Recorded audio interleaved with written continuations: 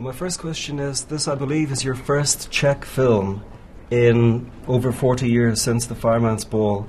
What led you to make a film in Czech again? The piece on which the film is based, because that was in the 60s.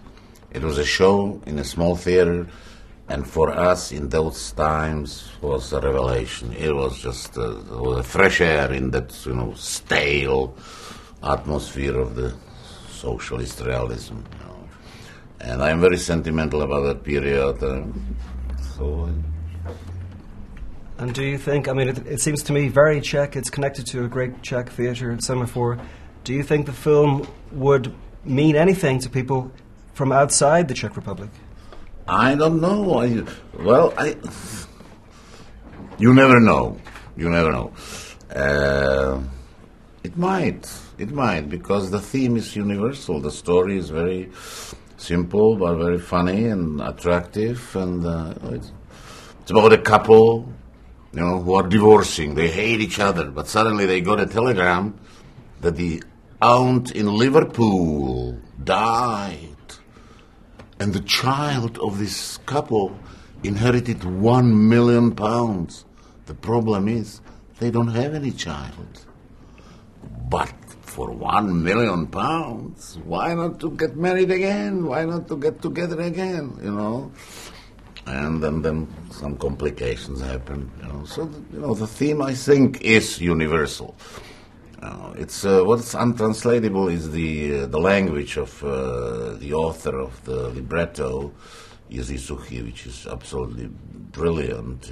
But we have an English translation, which is not bad. Have you ever considered making a feature film in Czech, say in the last 20 years since the fall of communism? Not really, because, when you lose contact with your own country, your own people, your own language, I wouldn't feel as home, Well, I don't feel as enough at home in English either, but... You were in your early 30s when you had, I believe, your first Oscar nomination for Loves of a Blonde in the mid-60s. How hard was it for you to achieve that kind of international success coming from communist Czechoslovakia? Well, it was very important because then, after my Czech period, when I decided to stay in the United States, so the success of these Czech films opened the door for me in the United States. Do you think it's possible for young directors from this region, from Central and Eastern Europe, today to break out internationally like you did?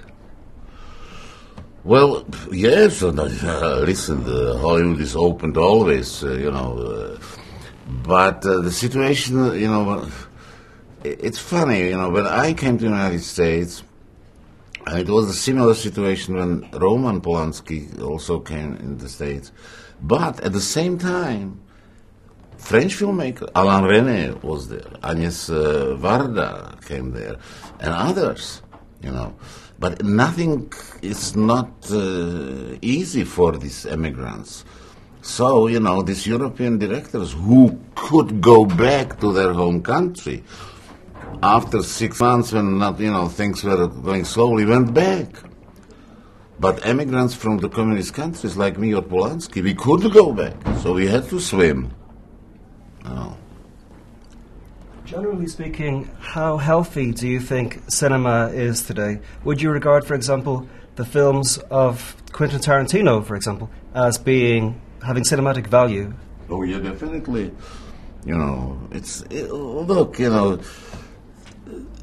So many films are made. Of course, the majority are, mediocre or uninteresting enough, But, talent of young people is undistractable, My final question is if you have any projects on the go at the moment.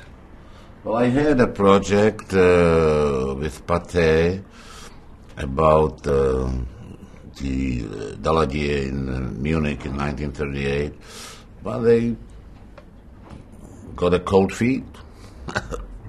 Didn't find money, I don't know.